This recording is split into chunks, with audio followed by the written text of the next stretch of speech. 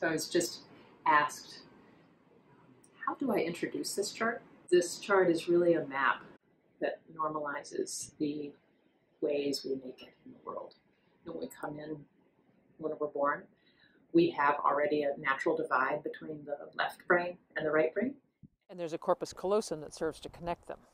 And if we're held in a way that's safe and loving, the corpus callosum highway gets strong and communicative between the left and the right brain, and we can flow between hard times and good times and just feel safe being held with whatever's there. If the caretakers don't have a safe sense of how to hold the hard times, or in fact themselves are a source of the danger, then the kid has to manage, how do I make it? And the left brain has a certain set of skills and the right brain has a certain set of skills. That's mapped right here. Janina Fisher translated this from Vanderhart et al. In their Haunted Self book into a very approachable picture of this divide between the left brain skills, which are to go on with normal life, and the right brain skills, which are to remember the danger. There's the emotional body instinct that says, I've got to remember this problem so that I won't run into it again. And the way that that right brain remembers how to respond to danger is 5 simple animal survival defense strategies.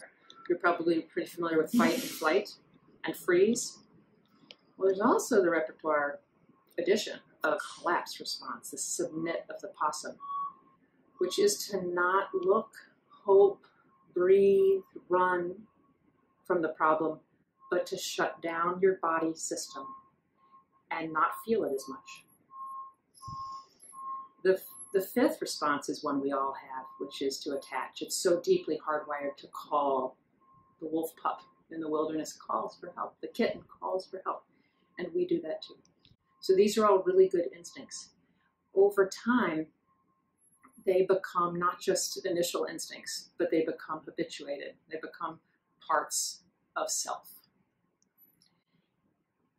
If we can get to the place where we can become the parent who can hold all of that, what we were talking about a minute ago, that if that could happen, we just say, it's a reality. This is a pain. This is a struggle. This is a hurt. This is a frustration. This is a fear. Then we can hold that and say, yeah, I can give you language for that. I can make heart contact with that. I can be accompanying you in this. And then the other parts are relieved. These other parts are the protectors. The fight or the flight or the freeze or the collapse might not have to say, don't feel that way. Or let's go be busy to not feel that way. Or shame, don't feel that way.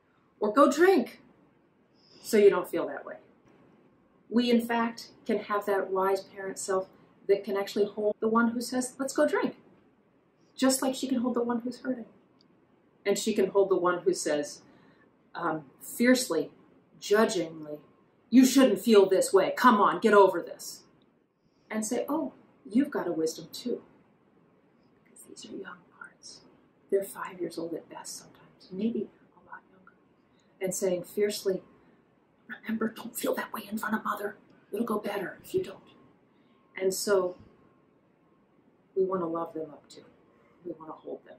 And so this map is a visual representation of how we want to hold our parts and understand, not fix.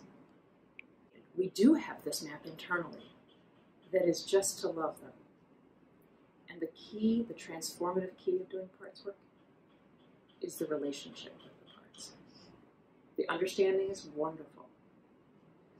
The layer of really holding them in your heart, talking to them, and this requires this unblending from them and making space so that you can actually see them, not be them. Because if they're just like all over your face, like on a good octopus, you can't like talk to them. So we have to gently see them first, like recognize that they're here, feel them in our body, and then say, hey, you want a little break? You've been doing this fear thing for a while. this agitation, this tightness in the stomach, this rage. You want a little break? And it helps to have little representations. This unblending is the beginning to being able to be in relationship with them. And then the next big step is to unburden. And that'll be a process to really show them, hey, you got kind of stuck with something, a belief, for example, that you're bad. Or the tension in your stomach that tells you something's dangerous and wrong, because that caregiver's frightening. And so we're going to say, we're going to help that unburden. In time, there's no rush. And we're learning the tools for that. But this is a tool to help understanding, compassion, holding, and relatedness help heal these parts. And it's really fun to see once they're softer and they're healed and they're not done healing, right? But then they're in the process of healing. We can see these fun strengths behind them so that attach that might feel kind of desperate can begin to say, oh, I'm the one that can connect. And this submit of shame can say, oh, I'm the one that's generous. You know, I can put my own needs aside and just listen to someone else. I can retreat, I can relax. The freeze energy becomes the one of, oh, I'm going to take pause.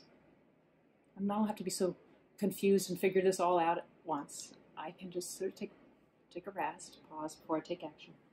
Flight becomes the rejuvenation, and play, and expression, and imagination. So we can do a lot of that in this work. Just imagining what they need, want, where they want to be in relationship with you, if there's a resource or a space that's relaxing to imagine them. And the fight becomes an advocate. We're not going to give up. We're going to be on this journey together, and then an advocate for so much. Trauma survivors are amazing. Heroic. And we can learn a lot from heroes. They're the superstars. So, teams, we can do this. We can meet, know you, and be in relationship